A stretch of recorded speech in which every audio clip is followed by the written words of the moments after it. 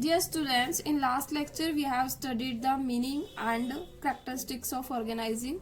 Today we will start organizing process. First step of organizing process is identification and division of work. The first step of organizing is the identification and division of work. Identification means organisation में ये देखना कि हमारा total work कितना है, and division of work, then work को divide करना. At this step the total work is divided into various activity.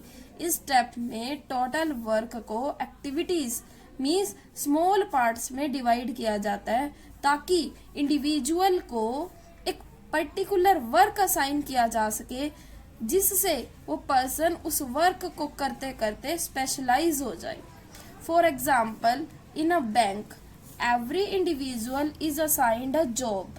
हर एक बैंक में या कोई सा भी बैंक हो, हर एक इंडिविजुअल को अलग जॉब असाइन की जाती है. For example, one cashier accept cash, कोई पर्सन कैश एक्सेप्ट करता है, अनदर मेक्स पेमेंट, दूसरा कैशियर पेमेंट करता है. वन पर्सन इश्यू चेकबुक, कोई पर्सन चेकबुक इश्यू करता है, and another person receives cheque, कोई पर्सन चेक रिसीव करता है. मीन्स बैंक में जितने भी इंडिविजुअल है सबको different work assign. Second point is departmentalisation.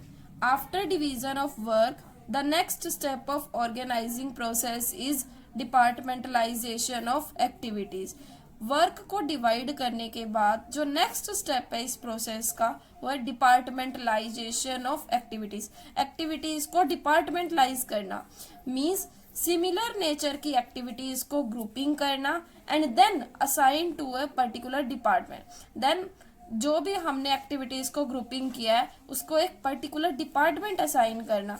This is known as departmentalisation. For example, all activities related to purchase are given to purchase department. Purchase से related जितनी भी activities हैं उसके लिए purchase department, like purchase of raw material, purchase of manufactured parts, etc. Similarly, production, stocking the goods are given to production department. Same ऐसे ही production से related जितने भी activities हैं हम उसको divide कर देते हैं production department में.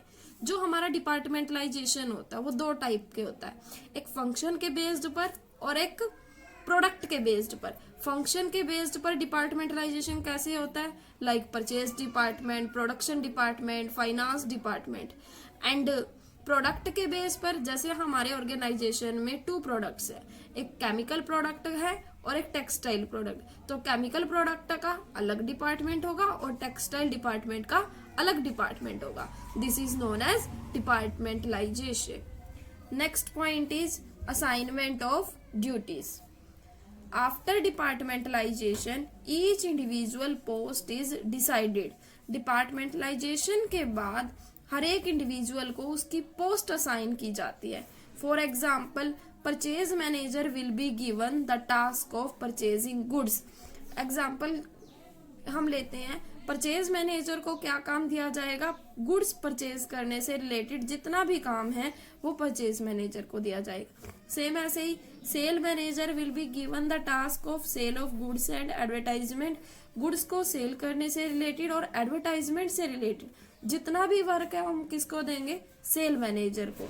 So while assigning the duties, इसलिए जब भी हम ड्यूटीज असाइन करने जा रहे हैं या पोस्ट डिसाइड करने जा रहे हैं, it is important to match the nature of work and person capabilities to whom work is given.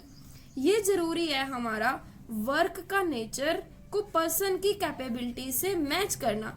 Means अगर एक पर्सन को प्रोडक्शन की नॉलेज है तो उसको हम किस में ट्रांसफर करेंगे, प्रोडक्शन डिपार्टमेंट में. ये नहीं है कि नॉलेज तो फाइनेंस डिपार्टमेंट की है हम उसको अपॉइंट करेंगे परचेज डिपार्टमेंट में, तो हमारा वर्क एफिशिएंट और इफेक्टिव नहीं होगा. Next point is establishing reporting relations. The fourth step of organising process is establishing reporting relations. Departmentalisation किया, उसके बाद हमने ड्यूटीज को असाइन किया, हमारा नेक्स्ट स्टेप होता है रिपोर्टिंग रिलेशन एस्टेब्लिश करना. It means everybody want to know as to who is his superior and subordinate. इसका मीनिंग है हर एक पर्सन को पता होना चाहिए हु इज हिज सुपीरियर, उसका सुपीरियर कौन है, एंड सबऑर्डिनेट कौन है। In this also decided who will give order to whom। इसमें यह भी डिसाइड किया जाता है who will give order to whom, कौन ऑर्डर देगा और किससे रिसीव करेगा। समझ आया? For example the purchase manager will B superior of all persons working in the purchase department. Purchase department में जितने भी पर्सन वर्क कर रहे हैं उनका सुपीरियर कौन होगा? Purchase manager. Means purchase department में जितने भी वर्कर्स काम कर रहे हैं वो किसके लिए रिस्पॉन्सिबल होंगे? परचेज मैनेजर के लिए।